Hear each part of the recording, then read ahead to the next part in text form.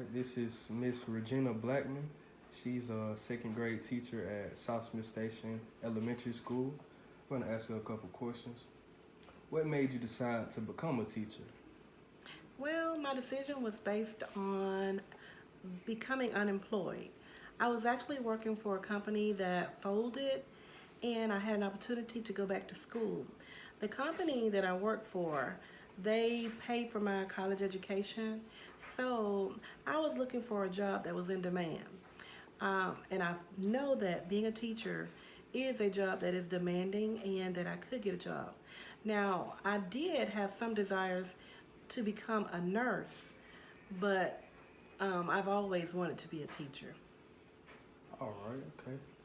Many teachers are underpaid, and according to statistics, a teacher spends $500 to $700 a year on school supplies for students. How do you feel about this? And do you agree with it? That is absolutely true. As a teacher, we spend a lot of our money to prepare our kids for success.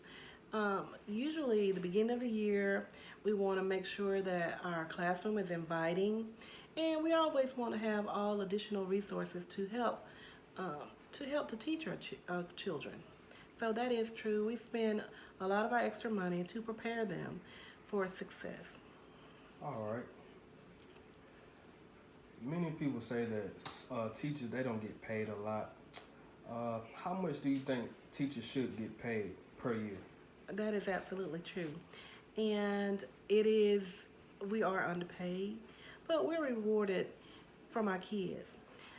But a salary that I would think that would be sufficient for a teacher, starting off a first year teacher, should make at least $50,000 a year to compensate for her learnings and also compensate to take care of her family.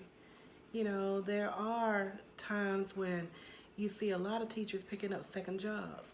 There are a lot of teachers who have to surplus their incomes by selling things from home. So, yes, we are underpaid, and I think that a good salary for a first year teacher would be at least $50,000 per year. All right.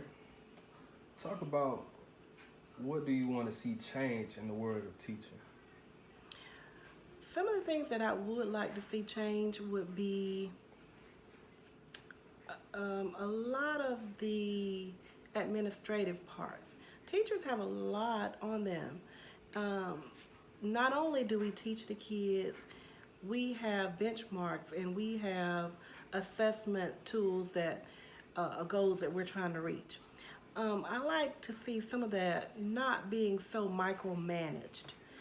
We want our students to learn and we want them to achieve, but a lot of times setting goal test assessments is not helping our children to prepare for the future. Okay, okay. All right. What are some advantages and disadvantages in your profession? There are many advantages and there are many disadvantages.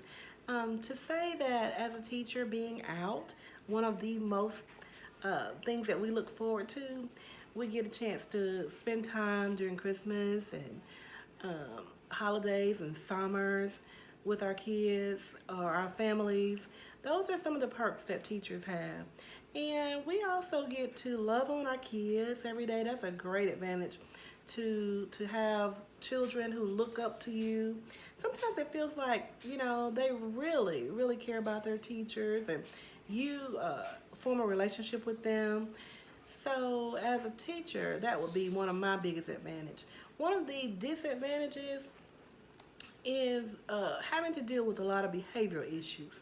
And that's something that's going to happen, and that's something that teachers have to prepare themselves for.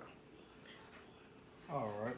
What kind of advice would you give to an upcoming teacher that's new in the teaching world?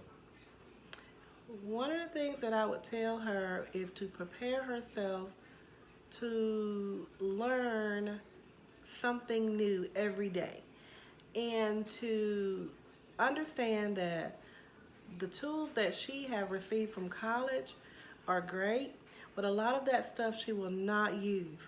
A lot of the stuff, it is a good preparation for her, but in the classroom, I have learned that you have to set your own standards. You have to set your own goals in your classroom of what you want your students to learn. And it's just a different world.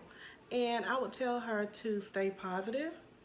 I would tell her that this is a job that is not for everyone. So you have to make up your mind and to be passionate about what you do. All right. What school did you graduate from to receive your degree in teaching?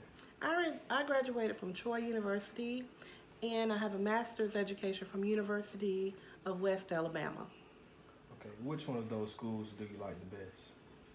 I would say that both schools prepared me, and being a Troy Trojan, it was something that I really enjoyed being, and I would say it would be Troy University.